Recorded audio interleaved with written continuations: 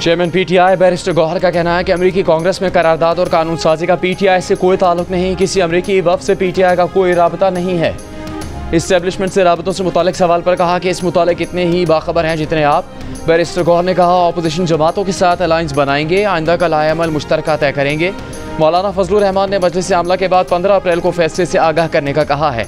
ज़राए का कहना है कि बैरिस्टर गौहर की वज़ीर आला खैबर पख्तूनख्वा यामीन गंडापुर से मुलाकात हुई है, जिसमें वज़ीर आला ने इख्तलाफात ख़त्म करने की बात पर मस्बत रद्द-ए-अमल ज़ाहिर किया।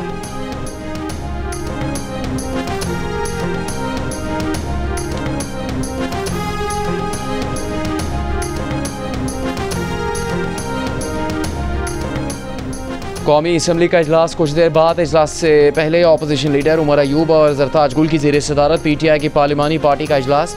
कौमी असम्बली इजलास से मुतालिक हिकमत अमली पर मशावरत।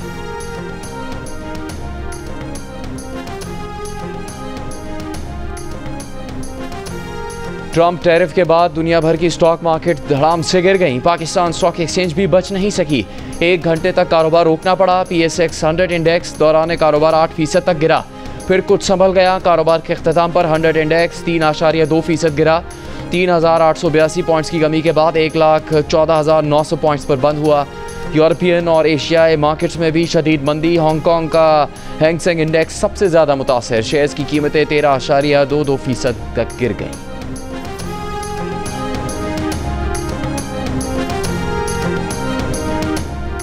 टैरिफ नफाज के बाद 50 से ज़्यादा ममालिक का सदर ट्रंप से राबता। सरबराह नेशनल इकनॉमिक काउंसिल का कहना है कि महसूलात में नरमी के लिए सदर ट्रंप से राबता किया गया है। राबता करने वाले ममालिक जानते हैं महसूलात का सबसे ज़्यादा नुकसान उन्हीं को होगा।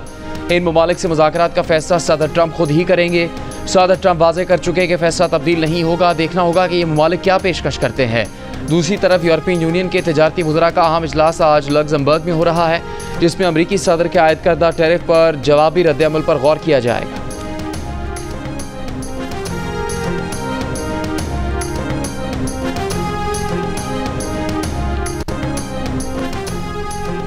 चीन ने ट्रंप टैरिफ को एकतरफा तहफ़्फ़ुज़ पसंदी और मुआशी गुंडागर्दी करार दे दिया। तर्जुमान चीनी वज़ारत ख़ारजा का कहना है कि अमरीका अपने मफादात के लिए तमाम ममालिक के जायज़ मफादात की कुर्बानी दे रहा है। बैन-अल-अक़वामी उसूलों पर अमरीकी मफादात को तरजीह दे रहा है। चीनी वज़ारत तिजारत के नायब वज़ीर की अमरीकी कंपनियों के नुमाइंदों से मुलाकात। कहा टैरिफ मसाइल की बुनियादी वजह अमरीका है। चीनी टैरिफ अमरीकी कंपनियों कारोबारी इदारों के जायज़ हकूक़ मफादात के तहफ़्फ़ुज़ के लिए है।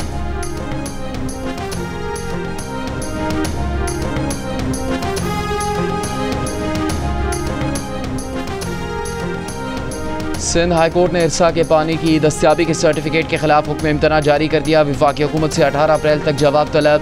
इरसा में सिंध के रुकन की तैनाती न होने पर सेक्रेटरी वजारत पानी और आबी ज़खायर वफाकी सेक्रेटरी इस्टेब्लिशमेंट डिवीज़न को तौहीन अदालत का नोटिस।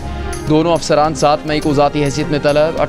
दरख्वास्त गुजार किसान के वकील का मौक़िफ़ था कि इरसा में सिंध से रुकन की तैनाती न होने के बाइस इसकी तश्कील और तमाम फैसले गैर कानूनी हैं। मीडिया से गुफ्तगू में दरख्वास्त गुजार के वकील और रहनुमा पीपल्स पार्टी ज़मीर घुमरो ने कहा कि सिंध हाई कोर्ट के हुक्म इम्तना के बाद अब कैनाल्स की तामीर नहीं हो सकेगी। इरसा ने 25 जनवरी को चोलिस्तान और थल कैनाल की तामीर के लिए पानी की फराहमी का सर्टिफिकेट जारी किया था।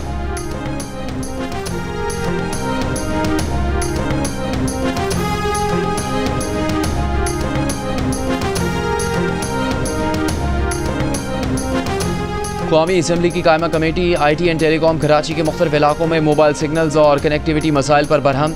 चेयरमैन कमेटी अमीनुल हक ने कहा कि कराची के मुख्तलिफ इलाकों और इर्द गिर्द में मोबाइल सिग्नल्स का मसला तशवीशनाक है।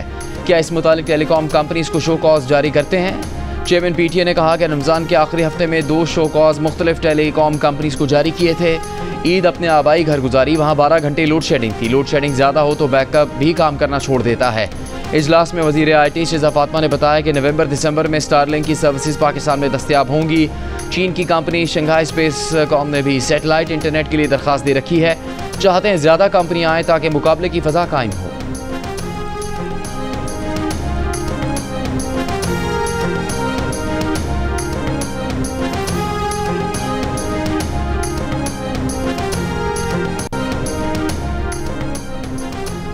मादनियात पर कॉन्फ्रेंस कल से इस्लामाबाद में शुरू होगी। मुख्तलिफ ममालिक के वफूद और सीनियर हुकाम समेत 2000 से ज़्यादा मेहमानों की शिरकत मुतवक्के।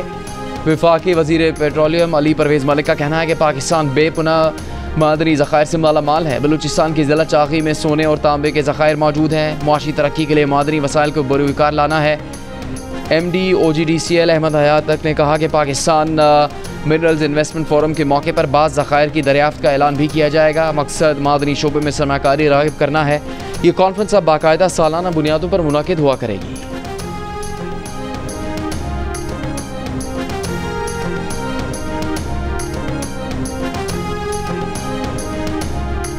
वज़ीर आला सिंध मुराद अली शाह की दुकानों पर हर नए और इस्तेमाल शुदा मोबाइल फ़ोन्स की खरीदो फरोख्त का रिकॉर्ड बनाने की हिदायत। अमन और अमान से मुतालिक इजलास में कहा कि कारोबार करने वालों को वाज़ेह पैगाम दें। कराची मुल्क की बड़ी मोबाइल मार्केट है। वज़ीर आला की सूबे भर में अमन और अमान हर सूरत बेहतर करने, लाड़काना और सक्खर डिवीज़न में पुलिसिंग मौसर बनाने की हिदायत। कहा सादा कपड़ों में मुसल्लह अफराद के खिलाफ ज़ीरो टॉलरेंस है। वज़ीर दाखिला से सवाल किया था कि थानों को बेहतर करने के लिए 28 करोड़ रुपये जारी किए हैं। 31 थानों को बेहतर करना था। वज़ीर दाखिला ने बताया कि 10 थानों की तज़ीन व आराइश हो चुकी, बाकी की 1 माह में हो जाएगी।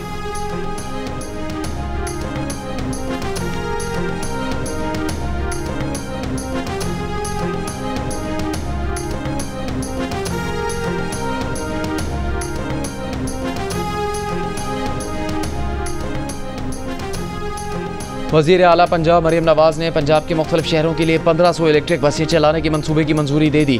पहले मरहले में 380 इलेक्ट्रिक बसों की खरीदारी का अमल जल्द अज जल्द मुकम्मल करने का हुक्म। लाहौर और गुजरावाला के लिए बसों की खरीदारी के अगले जून तक की डेडलाइन मुकर्रर। फैसलाबाद में ऑरेंज और रेड बस सर्विस शुरू की जाएगी। वज़ीर आला पंजाब की लाहौर में येलो लाइन इलेक्ट्रिक बस के ट्रैक की प्लानिंग के लिए 15 रोज़ की मोहलत।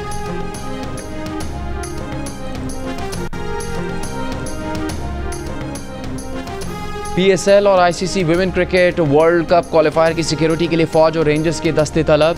महकमा दाखिला पंजाब ने वफाकी वज़ारत दाखिला को अलग अलग दरखास्तें भेज दी। कहा दोनों इवेंट्स में बैन अल-अक़वामी क्रिकेटर्स मैच ऑफिशल्स हिस्सा ले रहे हैं। Women cricket world cup qualifier के लिए आर्मी और रेंजर्स के दस्तों की खदमात 20 अप्रैल और PSL के लिए आर्मी और रेंजर्स के दस्तों की खदमात 6 अप्रैल से 19 मई तक फराहम की जाएंगी।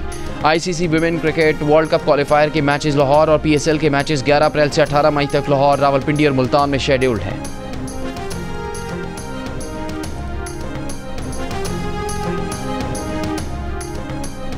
कहा जा रहा है कि पैसे या प्लॉट जान का बदला नहीं हो सकता। सवाल तो यह है कि कराची में ट्रैफिक हादसा पर कितने मुल्जिमान गिरफ्तार हुए, कितने मुकदमात बनाए गए। पीपल्स पार्टी की सिंध में 16 साल से हुकूमत है, कारकर्दगी क्या है। MQM रहनुमा फारूक सत्तार की मेयर कराची मुर्तज़ा वहाब पर तनकीद। कहा 2 साल से मेयर कराची की नशिस्त पर कब्जा है। सिंध हुकूमत की अपनी कारकर्दगी कुछ नहीं। बयानबाजी से उन्हें या गवर्नर सिंध को मत उलझाएं। लोग गवर्नर को उम्मीद की वाहिद किरण समझ रहे हैं।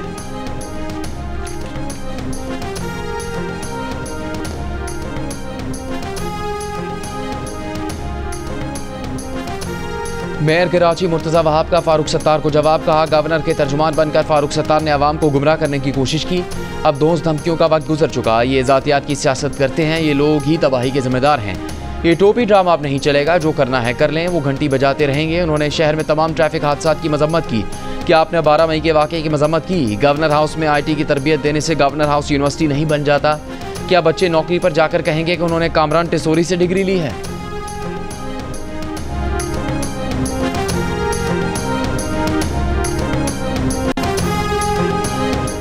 बलूचिस्तान नेशनल पार्टी की अपील पर लॉन्ग मार्च रोकने और बलोच यकजहती कमेटी के रहनुमाओं की गिरफ्तारी के खिलाफ बलूचिस्तान के बाद शहरों में शटर डाउन हड़ताल।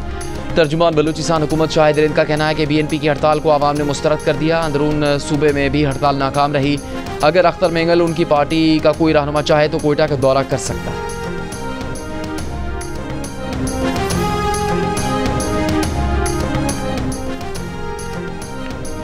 मीरपुर खास में हमला बीवी, 2 बच्चों को आग लगाकर कत्ल करने वाले मुलजिम का मजीद 2 रोज़ा जिस्मानी रिमांड। मुलजिम ने एतराफ़ जुर्म में बताया कि उसने तशद्दुद करके बीवी को कत्ल किया। बच्चों ने चीख पुकार की तो उनके हाथ पांव बांधकर झोंपड़ी को ही आग लगा दी।